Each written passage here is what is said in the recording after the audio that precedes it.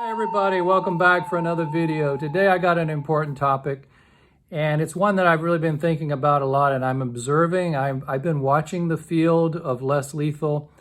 I think there's a lot of really interesting innovation and some new things coming along, but I also have a perspective. I'm coming from a field of a research background where everything that we do scientifically has to be vetted by our peers.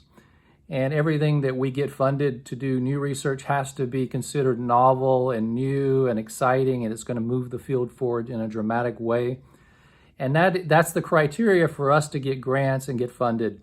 And there are big funding organizations like the federal government, and then there are small foundations like Swim Across America, for example, that fund cancer research. In the less lethal field, you've got companies that are self-promoting and self-funding.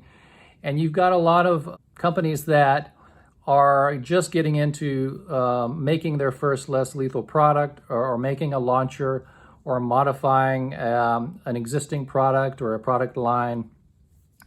And I think that's all well and good. But I think that what I'm finding and what I observe is that there's a lot of Me Too going on. And in the scientific world, Me Too science is not the interesting science. That's the essentially, this person did that, so I'm going to do the exact same thing, but I may change the color or I may change something slightly.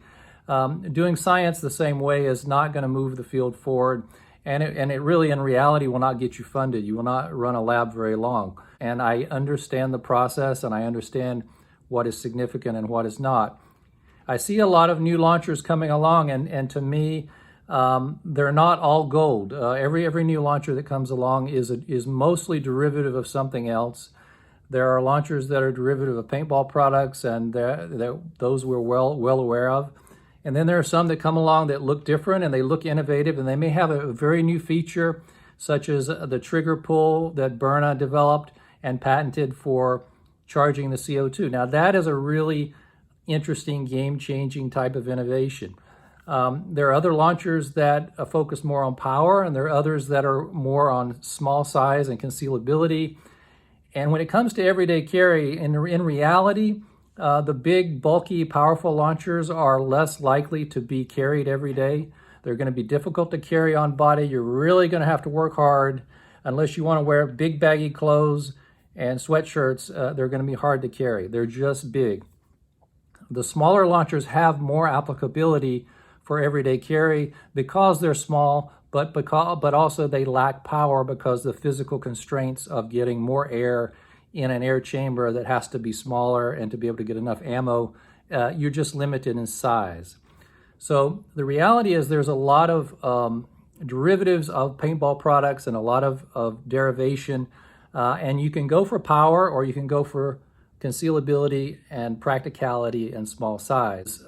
If you're going to be a less lethal company, or you're going to be selling less lethal products, more power is not necessarily the best marketing strategy. I realize that there is a small niche of people who are looking for less lethal products that have the most power, and they really would rather their less lethal product not be less lethal. They'd rather it be lethal.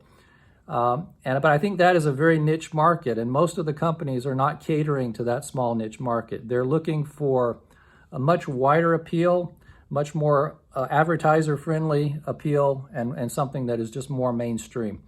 And I think that's, as a business person, that makes perfect sense. You've got to appeal to a wider audience. You've got to have more applicability for donors who are willing to contribute to your company or buy your product. So there's a lot that you have to consider if you're running a business. The other thing to consider is that less lethal is a subsidiary in general of the bigger self-defense industry, including firearm industry. And if you're a really successful less lethal industry and you're doing a great job and you have a great product, most likely a firearm company is going to try to buy you up and swallow you up, and eventually that would be considered success. So you have to consider that more power, if you have too much power as a less lethal product, the firearm community is not going to be interested because they already have that product. They're looking for something that is small and concealable and is an alternative that it may be a gateway to get people in and to buy more of their product. So a gateway is a very common concept in firearm community. Try to get people comfortable with the idea of having a firearm, carrying a firearm, and upgrading to bigger firearms or more popular firearms. So that's something that's very important. So all things considered, I think just because new products come out, and there's so many new products that I'm seeing that to me look just like something else that already exists in terms of size, function, capability. I don't see the niche or the reason for this new product, but I think it's because they feel they need to get into the game. And as consumers, I think we need to be more savvy and not just think that we have to jump for every new product that comes out because it looks good.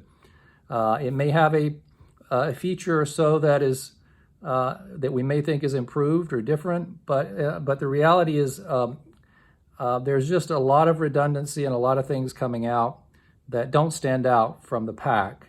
So you're far better off just to stick to the products that are being produced by the mainstream manufacturers, and don't be blinded by every product that comes out, whether it's a modder who's trying to sell you power, or it's a pepper spray company, or a flashlight company, or a firearm company that's now has their version of a less lethal coming onto the market, and it is supposed to be the best and brightest thing.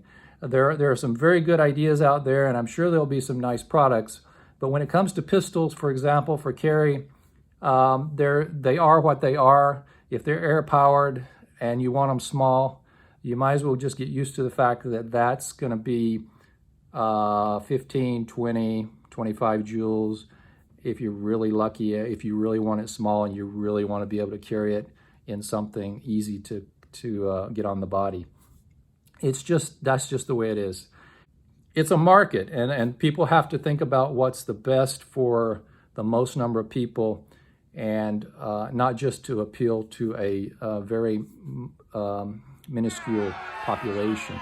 Now, it's a very loud, vocal population within the less lethal community, so that's just something to keep in mind as well. That's my perspective. It's of course coming from a perspective of always expecting innovation, always expecting that if I'm going to invest in something, that I'm expecting a really novel new product coming out, not essentially a same thing as already exists.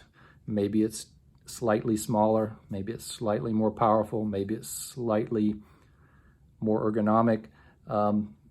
That's, we have our products that we're using right now that are suiting our needs. So I don't see great game-changing changes coming. I do see some really nice incremental advances, and that's fine. But I'll keep abreast of everything, and I'll let you know when I see something that I truly think is going to move the field forward in a significant way. And certainly there are some technologies out there that I have not talked about that are not mainstream in the less lethal community, but which, if they are ever merged with the less lethal community, could really be significant. I'll talk about those more in the future.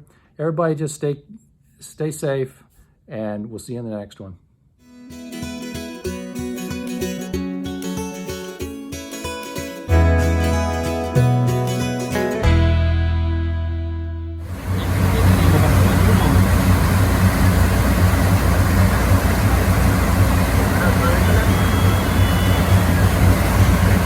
Originado en Alemania y hecho en China, cada uno costando $15 millones.